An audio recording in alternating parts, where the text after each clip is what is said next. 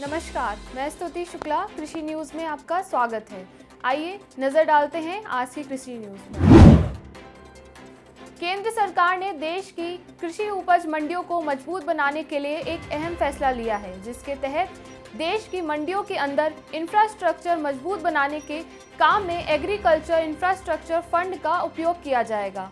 आपको बता दें, केंद्र सरकार ने हाल ही में इस फंड का इस्तेमाल कर मंडियों के सुधार के लिए मंजूरी दे दी है। सोनालिका ट्रैक्टर समूह ने किसानों की जरूरतों को समझते हुए उन्हें किराए पर उपकरण उपलब्ध कराने का निर्णय लिया है, जिसके लिए सोनालिका ने सोनालिका एग्रो सॉल्यूशंस ऐप पेश किया है। इसके जरिए किसान अपने आसपास के क्षेत्र में ही कृषि उपकरण किराए पर ले सकेंगे। केंद्र सरकार ने चीनी मिलों के लिए अतिरिक्त घरेलू बिक्री कोटा के रूप में प्रोत्साहन की घोषणा की है और अक्टूबर से शुरू होने वाले नए सत्र में अधिक एथेनॉल का उत्पादन करने वाली चीनी मिलों को प्रोत्साहन दिया है। साथ ही साथ केंद्र सरकार का कहना है कि चीनी मिलों को चीनी की वैश्विक कीमतों में आई तेजी का फायदा उठाने और नए सत्र से पहले से कच्ची चीनी के निर्यात की योजना बनाने के लिए कहा गया है। कपास की खेती इस साल भारतीय किसानों के लिए फायदेमंद साबित हो रही है। दरअसल वैश्विक बाजार में कपास की कीमत 7 साल के उच्च स्तर पर पहुंच गई है, जिससे भारतीय कॉटन की कीमत 2021 में दर्ज किए गए उच्च स्तर के करीब पहुंच गई है। इस हफ्ते कपास की कीमतों में 3% का उछाल दर्ज किया गया है।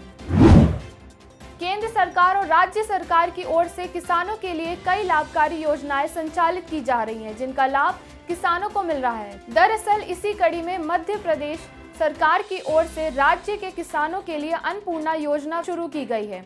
आपको बता दें कि विशेषकर ये योजना गरीब किसानों को ध्यान में रखकर तैयार की गई है। इस योजना के तहत किसानों को 75% अनुदान पर फसलों के बीज उपलब्ध कराए जाएंगे। मशरूम की खेती करने वाले किसानों के लिए कोरोना काल वरदान साबित हो रहा है। इस साल मशरूम की खेती और कारोबार में बढ़ोतरी देखने को मिल रही है। ICAR के आंकड़ों के मुताबिक इस साल मशरूम उत्पादन में 42,000 टन की बढ़ोतरी देखने को मिली है। आपको बता दें कि देश में पिछले साल 2 लाख टन के मुकाबले 2,42,000 टन उत्पादन हुआ है। मध्य प्रदेश में खरीफ फसल बीमा कराने की अंतिम तिथि बढ़ाए जाने की मांग चल रही है। कृषि मंत्री कमल पटेल ने केंद्रीय कृषि मंत्री नरेंद्र सिंह तोमर से मांग की कि मध्य प्रदेश में खरीफ सीजन के फसल बीमा की अंतिम तिथि 16 अगस्त से बढ़ाकर 31 अगस्त तक कर दी जाए, जिससे प्रदेश के किसानों के हित में फसल बीमा की अंतिम तिथि बढ़ाने के लिए राज्य सरकार ने केंद्र से अनुरोध किया है। अगले 24 घंटों के दौरान पश्चिम बंगाल, सिक्किम, असम, उत्तर प्रदेश, ओडिशा के कुछ हिस्सों में मध्यम बारिश के साथ कुछ स्थानों पर भारी बारिश होने की संभावना है, तो वहीं झारखंड, तेलंगाना, महाराष्ट्र, गुजरात के कुछ हिस्सों में मध्यम बारिश होने के आसार हैं।